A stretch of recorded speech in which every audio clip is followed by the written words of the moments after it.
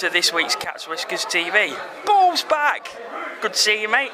Yeah, hello. Yeah, we haven't replaced him with the tree on this. And Aaron joins us, as always. We're going to move straight on into looking back at the games from last week. Quick brush over Wednesday. Steelers with a 4-1 victory over the Edinburgh Capitals. Probably expected that one. Yes. Expected? It was. But I mean, at the end of the day, what's more important?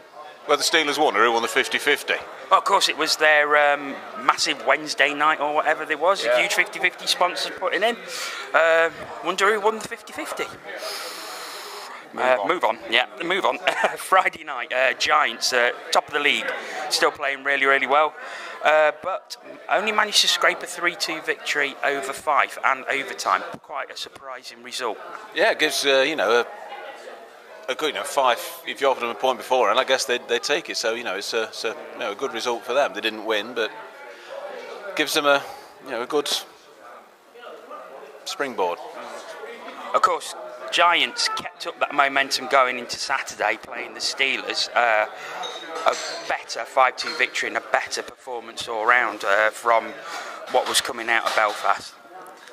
Yeah, it was a big game, wasn't it? And, you rise to the occasion for the big games, don't you? But the scoreline's a little bit flattering, obviously, with the empty netters. Yeah. But it proves the point, doesn't it? And it takes 2 points off a so-called rival. So a very good Friday and Saturday for the Giants. Of course, not so good for the Steelers, but we will be covering them in the second part of the show with our hot topic this week. The live game, which looked an absolute belter on Premier Sports. Unfortunately, I only got to see the third period of it on Sunday. Absolutely brilliant game, but 5-7, Clan 6, defence is optional. It looks like, yeah. I mean, it's like the old days, isn't it? I remember us having a 7-7 draw against Fife back in 1980 something, but you're not going to get very far letting that number of goals in either side. The old, I don't want to use a cliche because I got told off for using cliches this week. Defences win leagues. Not on that showing, Has to be said though. I mean, there was an incident within that game with Nickerson from Fife getting a match penalty. I managed to have a quick look at the incident before we came out to film tonight. It's a bit inconclusive from what you can see. Chris Frank of the Clan goes down on the ice. He knocks Reagan, the Fife netminder, over. Nickerson comes charging in and trying. Frank's prone on the ice. He's trying to rip his helmet off. And I think that's where he gets injured. But it looks like he also bangs his head down on the ice a couple of times. So excessive roughness, match penalty. I think it could be a long ban. Well, I mean, I've not seen the incident personally, so I can't really, fully comment. But I would say, reading from Twitter on the night, and there was a few mixed reactions because obviously it's a heat of the moment thing. It's all, scramble on the ice. But excessive roughness, you say a match, a long match ban. Henley only got a two-game match ban for excessive roughness, so... I'm not sure whether a long ban will come then, if that's consistency regarding that. But hey, it's an entertainment sport, so take the netminders out and just score as many as you want. And he has got one of the most entertaining beards that's been seen in the Elite League for quite a while. It forechecks on its own, that beard. Yeah, but the thing is, we're talking about Henley. He had previous misdemeanours taken into account. Nickerson's been here before, so it could happen. But he's going to get. I think he'll get a ban or something, but probably about 10 o'clock when we stop filming this. But if a player's down on the floor, you keep hitting him, you're going to get in trouble. Yeah. Also, I think another great game on Premier Sports, another shed load of goals. They seem to be picking them, but best line of commentary I've heard, which was not long after that Nickerson incident with Aaron Murphy coming out with the classic of the players look as confused as cattle grazing on AstroTurf. I thought, Murphy, if you're watching, that was a belter. Sarans are very clever. And, some of them are. Moving on to Panthers playing in Cardiff.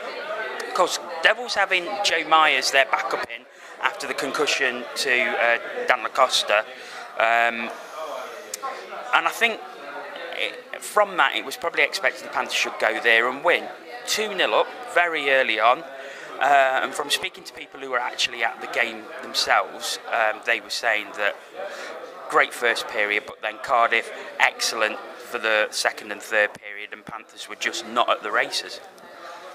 Well, I was out Saturday night and I was just checking it obviously on Twitter, and 2-0 up and you think, oh, that's tasty, you know, first period, strong first period, let's build on this and get a bit of revenge for the last time we were down there. And then it was 2-1, 2-2, Devils on fire all over us, and we didn't, you know, we just couldn't cope obviously again. I mean, it seems to be that the Devils are a bit of a thorn in our side this season so far, and especially we haven't really worked out a system or how to play in their rink this season. So, you know, it's disappointing because obviously we wanted to start the weekend, you know, with 2 points, and being 2-0 up in the first period was a great opportunity for us.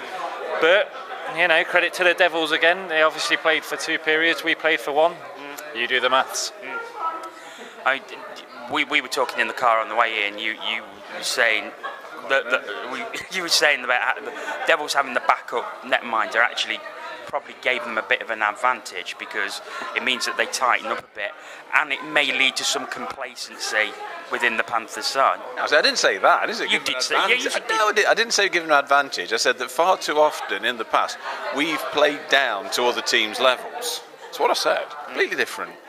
And it looks, you know, just like that's what happened here. I mean, what I was saying, you know, we didn't, you know, put enough pressure on them that second and third period. You know, didn't have any decent quality shots on Myers. You know, the backups these days aren't that bad that, you know, you only have to put the puck on the net and it's in. You know, but I know why it went wrong on Saturday. Go on. First interval, Brent Pope changed his hat. Them hats, they seem to be. They're running the show. It's the hats that's running the show, not yeah. Power of their own, them hats. Anyway, one final game on Saturday night, which was Hull taking on the Edinburgh Capitals. Sam Balm reports. I'm here to talk about the game between Hull and Edinburgh on Saturday night. It was a 7-1 win for the Stingrays. Stingrays were really good, but the Capitals were very, very poor. They were second to every puck. We just didn't really look up for it at all.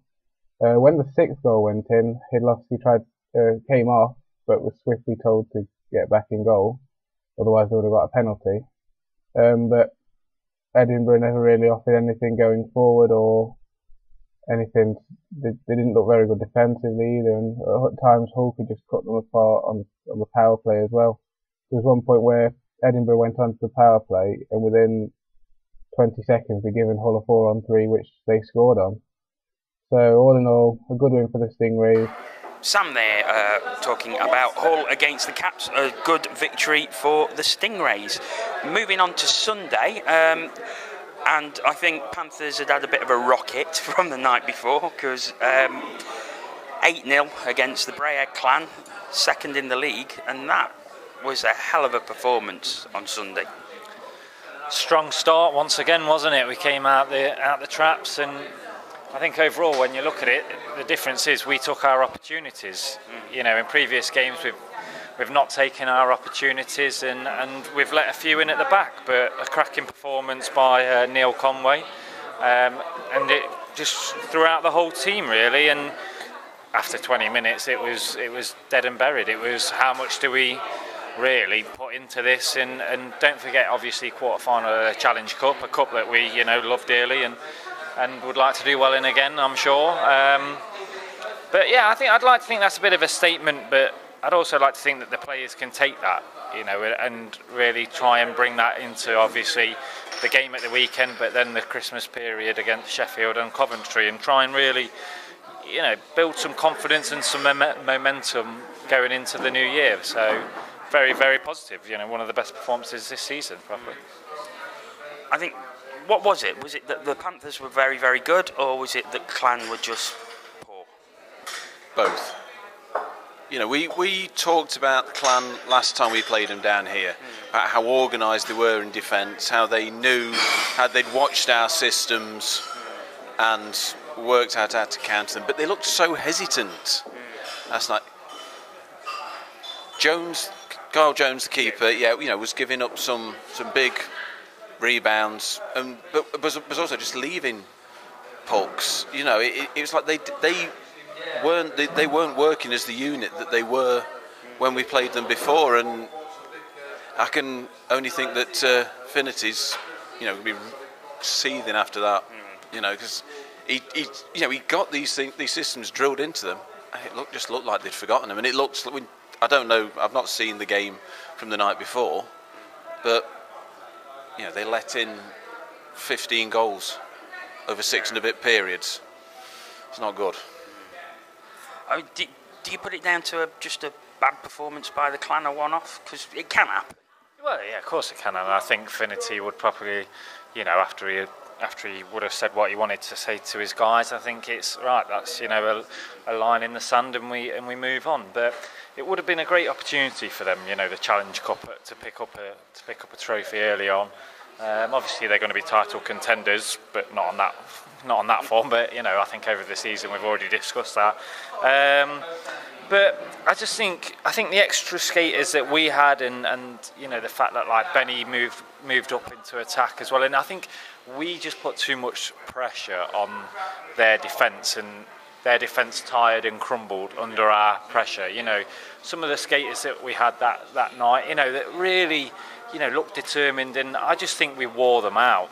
I think the Saturday must have had an effect on them, and I think we just bossed them really and tired them out, and just got the result that we deserved. Looking at our Panthers' own title chances, I mean, that's now 2 home games where we played first and second in the league, and we've stuck 16 goals in 2 games. And it's sort of, it highlights the inconsistency really of the Panthers team, because get a bit of consistency going, win a few games on the trot, and we're right in it. It's not so much win a few games on the trot, it's win a few games on the road. That's what's killing us at the moment. It's our away form. We stick 16 goals in at home in 2 games. Away, not it's we've got to start getting the away form going. Well, we did catch up with a couple of players after the game last night. We'll be showing an interview that we did with David Clarke a little later on in the show. But first, here's Panthers defenceman Chris Murray.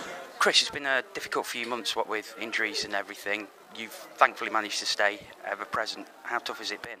It's been pretty tough with some guys going down that usually play a lot of minutes for us. But I think in the locker room, it's pretty much stayed positive for the most part. Guys have come in and contributed. Guys that usually have not gotten the most ice time in the past are stepping up big, and it's on nights like tonight where a lot of guys are producing. It's nice to see. Obviously, we're still in the title race at the minute. Belfast probably drawing ahead, but we've beaten Braehead now twice. We've beaten Belfast.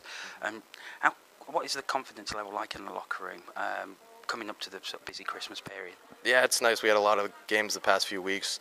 Right now, we had 2 games this week. We want to get our road record a little better. We come home, our fans are great. We're real comfortable playing at home right now, but we got to bring that on the road with us, and that's going to be important, especially down the stretch in playoffs when we have to go beat these teams in their barns. It's tough, but we got to start bringing that. And our fan support's been great all year at home, and that's another reason why we're so comfortable here. But we need to pick it up and come together on the road. So 2 more games to look at from Sunday evening. We'll start with the Caps against the Stars. Caps obviously coming off a heavy 7-1 defeat against Hull on Saturday night. Stars, their only game of the weekend. And Caps coming away with a 3-2 victory, so that's a good comeback for them. It's a brilliant comeback because apparently they were dreadful in Hull. But the thing to note about that result is that's Dundee's 4th straight loss on the road. In research. I read something. Knowledge. Yeah, I read it somewhere. Yeah. And, you know, I mean, have Dundee been found out? Well, they're still 3rd in the league, and they're still pulling out the results at home, so... Yeah. You know, so maybe they've got the same sort of problem we have. Their road form's gone to pot. Yeah.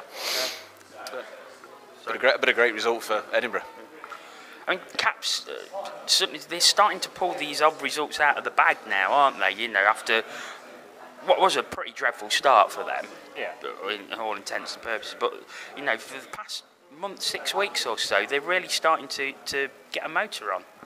Similar to last season, you know, it's like sometimes like they need just one result that really, you know, wakes everybody up in the team and wakes them up, and they go on these runs. But what I'm interested to know as a little, you know, for a stat is what percentage, you know, when teams have got one game on a weekend, what's the percentage of wins to losses?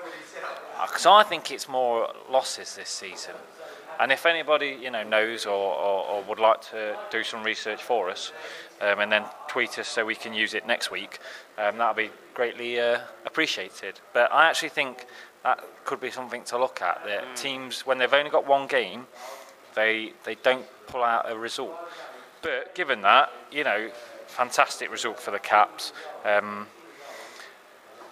After a drumming like they got on Saturday, you there's 2 ways you go. You either melt completely and you know, you lose and, you know, successive games, or you come straight out and you fight. And that is a great game to come out and fight, you know. So fair play to them, and Dundee will be looking for a response next weekend. Going back to the thing about, you know, they start badly.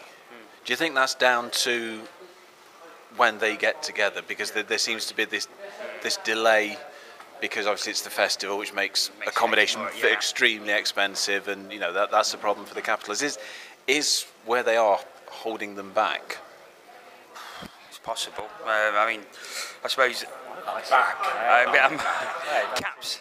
I mean, well, Caps fan. We know some Caps fans watch the show. Tweet in, let us know. What do you guys think? You know, we'd love their interaction. I'd imagine that it's got to play a part. You know, if you're behind everybody else, you're always playing catch up. You know, it's like if somebody misses a pre-season. You know, you don't get fit until you've actually played some games. So it'd be interesting to know, though. Yeah. Final game, which we will not dwell on too much because we'll be covering it more in part 2. Blaze 4, Steelers 1. Great victory for the Blaze, coming off a couple of poor results that they got last weekend. They've come back and they've got a 4-1 win against the Steelers. Really, really good result for them. Yes, very good. And that was their only game this weekend, and they won. So, well, I've just so we're looking about 50-50 at the minute. Yeah. So what a great question to ask. That's the research that we do here on Whiskers TV. Don't blame me. In all seriousness, no, that was a very good result for Blaze, because with all the problems that the Steelers are perceived to have at the minute, they will probably still be expected to win that game. Yeah, well, maybe. I mean, you know, Blaze are on a pretty good run of form at the moment. But I saw somewhere that you were blamed for starting it. I was blamed for starting what? The line brawl at the end. That's read somewhere. Jono was hitting somebody. I thought, hey, I'm in the pub with him. Only in my dreams. No, I think you can't beat your own teammates up. I'm sure some of the Steelers players have felt like doing that this season, the way they're playing. Anyway, that for later. Yes, we will be back in part 2. We will be looking at our hot topic, which is, are the Steelers out of the running for the league title? And we'll be looking ahead to next weekend as well. But first, here is that David Clarke interview that we promised from last night. Panthers captain David Clarke, nearly halfway through the season now. How would you assess it so far? Yeah, it's been good. We've been busy. That's nothing you can hide. We've had a lot of games. We made a good account of ourselves in the Continental Cup. Came up a little short, which was unfortunate. And now we have to focus on the main aim, which is obviously the league title and retaining the other 2 championships. Obviously, the form hasn't been as great in the league up until this point. Still in with a shout, obviously, but Belfast starting to pull away. Is that causing any concerns? We've got games in hand. We've done well against Belfast so far this season, so it's. I think it's going to be the longest, most competitive league I think you see in the Elite League history this year. There's a lot of teams in with a shout right now. Belfast are obviously out in the front and setting the pace, but they've got some tough games coming up too, and it's really important this Christmas kind of run that we've got, that we go on a run and make sure we put ourselves in the mix come the new year. On a personal level, obviously you've had your testimonial, which was a great success. You're still banging the goals in right, left and centre. How happy have you been with your own personal performance so far this season? Yeah, I just try to contribute where I can and do my job. I think it's just a case getting everybody going consistently on nights. And some nights it's one line going doing really well, and other nights it's another line doing really well. And I think we're close. We are close, and we demonstrated that tonight. I think we had 3 lines going, and it's an 8-0 scoreline. So we have to start playing consistently 3-line hockey on the road as well, particularly on the road, and I think we're going to be successful for sure. So yeah, pleased with the start, but obviously we want to get better and make sure we're up there come the new year. Well, thanks very much for your time as always, David. Anytime. Thank you very much. Cheers.